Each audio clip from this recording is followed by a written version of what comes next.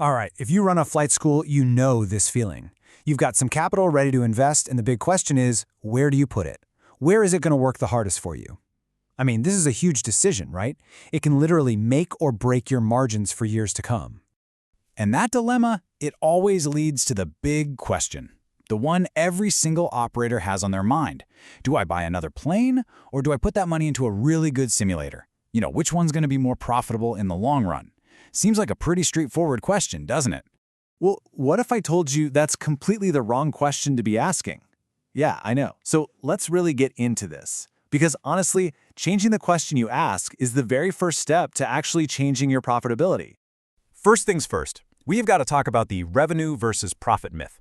It's so easy to fall in love with the idea of a shiny new plane sitting on the ramp, right?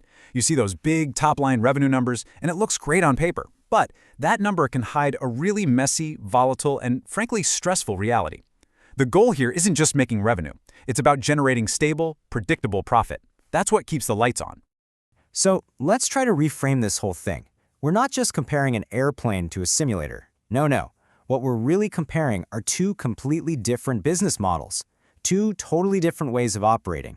And getting your head around that difference, well, that's everything. Okay, let's kick things off with fixed costs. The money that's walking out the door, whether that asset is flying or just sitting there. For an aircraft, you're looking at some hefty financing and depreciation, way higher insurance premiums, and of course, hangar space. Now, on the flip side, with a simulator lease, it's a predictable monthly payment, cheaper insurance, it just needs a corner of a room, and some software licenses. The capital you have at risk, they're not even in the same ballpark. But here's where it gets really interesting. The variable costs. With an aircraft, you are completely exposed. I'm talking surprise maintenance bills, fuel prices going crazy, and the absolutely crushing cost of unexpected downtime. A simulator's variable costs? It's basically your electricity bill and a few minor things. That's pretty much it. Maintenance is tiny, and downtime for updates? You schedule that. The risk profile is just night and day.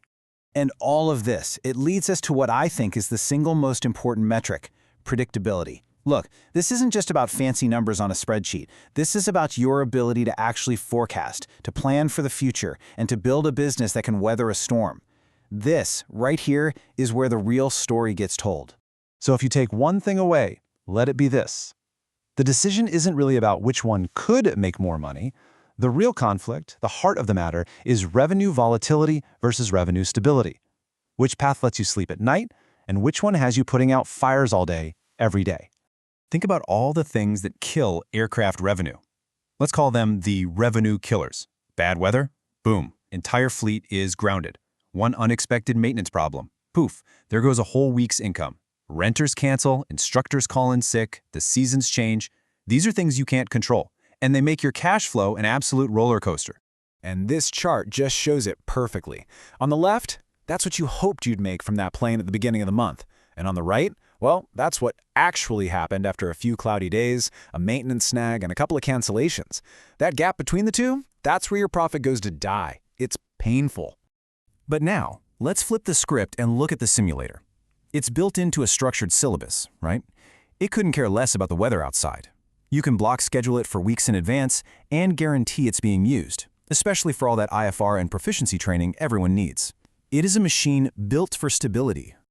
Okay, so where does that leave us? Let's talk about the solution, because this isn't about selling off all your airplanes. Not at all. The really smart operators, they aren't picking one or the other. No, they're building a hybrid strategy. It's all about balancing that risk and getting the absolute most value out of every single asset they have.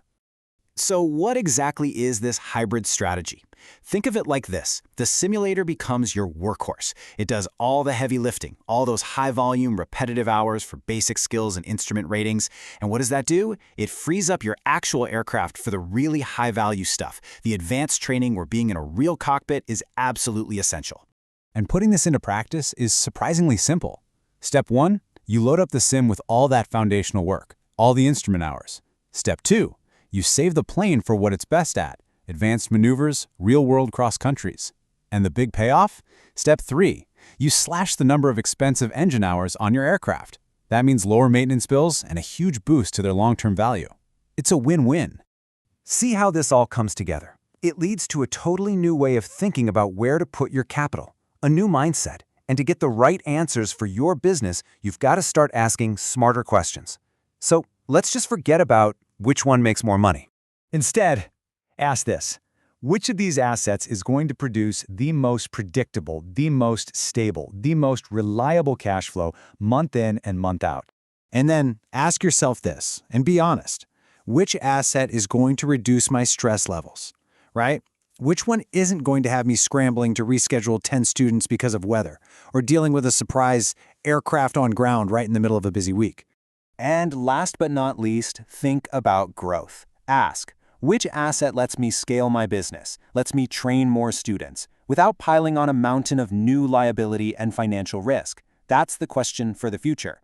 Because when you start asking those questions, the answer becomes pretty clear. The most profitable asset you own isn't always the one with the biggest hourly rate. It's the one that reliably churns out consistent training hours with the least amount of drama and volatility.